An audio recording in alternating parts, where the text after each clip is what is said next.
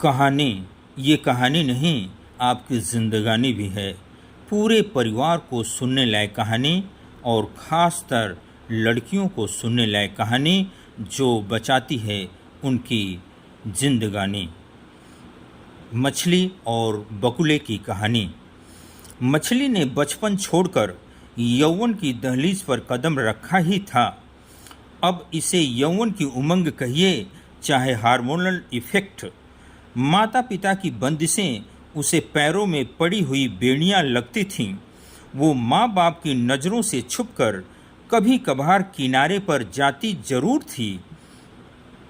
एक दिन वो किनारे पर सुरक्षित गहराई से झील के बाहर की दुनिया का अवलोकन कर रही थी कि उसे एक बगुले ने पुकारा। ये उसके लिए मित्रता का आमंत्रण था। युवा मछली ने उसका आमंत्रण स्वीकार नहीं किया, परंतु एकदम मना भी नहीं किया। किंतु सुरक्षित दूरी से बात और मुलाकात की शुरुआत हो गई। धीरे धीरे ये मुलाकातें आए दिन की बात हो गई। बातें सच्ची मित्रता की, आसमान की ऊंचाइयों में सफलता की, बुलंदियों को छूने की बातें, सहयोग, सफलता, शांतिपूर्ण सह अस्तित्व, सिंबल ऑफ फ्रीडम बनने की बातें। युवा मन पर ऐसे विचार जल्दी असर करते हैं। गहरा असर मछली पर भी असर पड़ा। उसे लगता कि जैसे माता पिता उसे रंग बिरंगी दुनिया की तमाम खुशियों से वंचित रखना चाहते हैं। अब माता पिता से दबी जुबान से शिकायत की। बगुलों की तरह उनके साथ आसमान में उड़ान भरने की बात की तो पिता ने डांट कर चुप करा दिया। फिर माँ ने प्यार से समझाया कि बेटी, ये दुनिया जो दूर से इतनी खूबसूरत और रंग बिरंगी नज़र आती है, वास्तविकता में उतनी ही बुरी, क्रूर और स्वार्थी है। ये जो सर से टखनों तक सफ़ेद पंखों वाले बगुले हैं ना, इनका दिल उतना ही काला है। इनकी भूरी या सुरमई मासूमियत छलकाती आँखों के पीछे तमाम नफ़रतें छिपी हैं। इनके इन बेरहम काले पंजों ने हमारी कई पीढ़ियों में तुम्हारी परदादी, परनानी के जिस्मों को खाल उतार कर नोचा है। दुश्मन है ये दुश्मन। ये सफ़ेद लिबास पहने कोई नेक दिल महात्मा नहीं, बल्कि केवल पंखों से ही सफ़ेद हैं। काले दिल वाले शैतान हैं ये। बेटी, तुम अभी अपरिपक्व हो, इनकी कुटिलता को नहीं समझती। इनसे हमेशा दूर रहना। कभी बात मत करना, कभी भरोसा मत करना, हमेशा दूर रहना। बेचारी मछली को ये अतिशयोक्ति लगा कि माँ उसे डरा रही है। बात आई गई हो गई। मछली ने बगुले से मिलना नहीं बंद किया। बगुला उसे आए दिन अपने साथ आसमान में उड़ने का ऑफर देता। एक दिन मछली ने मन में कुछ सोचा विचारा और बगुले के साथ आसमान में परवाज़ भरने का निर्णय ले लिया। मन में डर तो था, किंतु उसे लगा कि जब वो लौटकर माँ बाप समेत सबको आसमान की बुलंदियाँ छूकर आने की खबर सुनाएगी तो सब उसे सराहेंगे, उसकी मिसाल देंगे। उसकी सफलता पीढ़ियों से चली आ रही बगुलों से बेपनाह नफरत को एक ही झटके में समाप्त कर देगी। वो उस जगह तक जाएगी जहाँ पर धरती और आसमान मिलकर एक हो जाते हैं और वापस आकर वहाँ का आंखों देखा हाल अपनी मछली सहेलियों को बताएगी।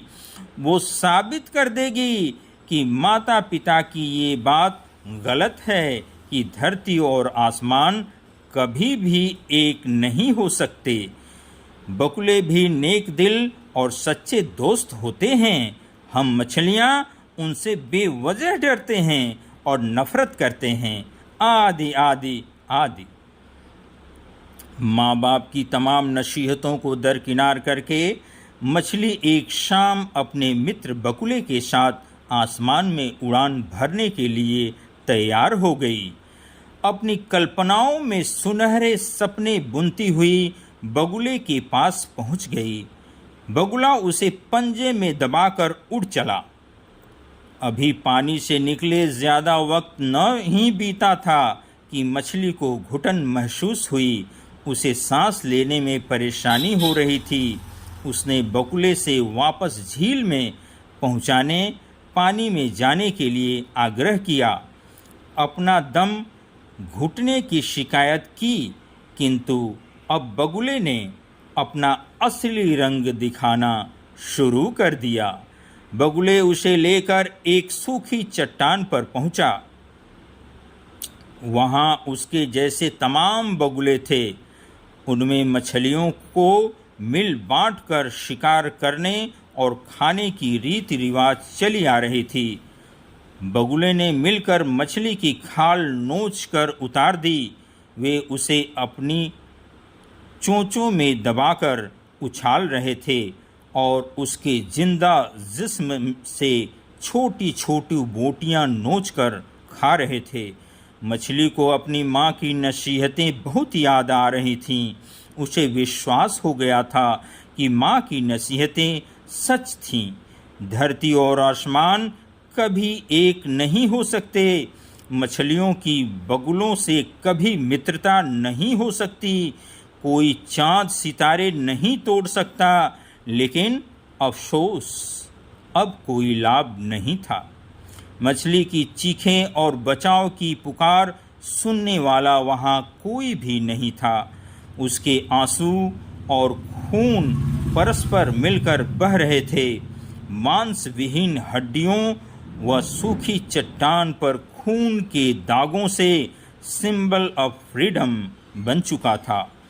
मछली को निपटाने के बाद बगुले ने अट्टहास किया। अपने पंख और चोंच व पंजों पर लगा खून साफ किया। पुनः जल्द मिलने का वायदा किया। उड़कर फिर झील के किनारे जा पहुँचे। फिर वही मित्रता आदि की कहानियाँ किसी और को सुनाने के लिए। युवा मछली के माता पिता भी अपनी पुत्र की गुमशुदगी पर कुछ दिन रोने धोने और तलाश करने के बाद खामोश हो गए थे। न उनमें बगुलों से बदला लेने की इच्छा शक्ति थी, न सामर्थ्य। मित्रों, ये कहानी बहुत ही प्रेरणादायक है। इसके जीवन में कुछ सीख लेनी ही चाहिए। अगर कहानी अच्छी लगी हो तो ऐसी ही बहुत सारी कहानियों और बहुत सारे चीज़ों के लिए इस चैनल को सब्सक्राइब करें और इस कहानी को सभी मित्रों और रिश्तेदारों में शेयर करें तथा लाइक करें। धन्यवाद।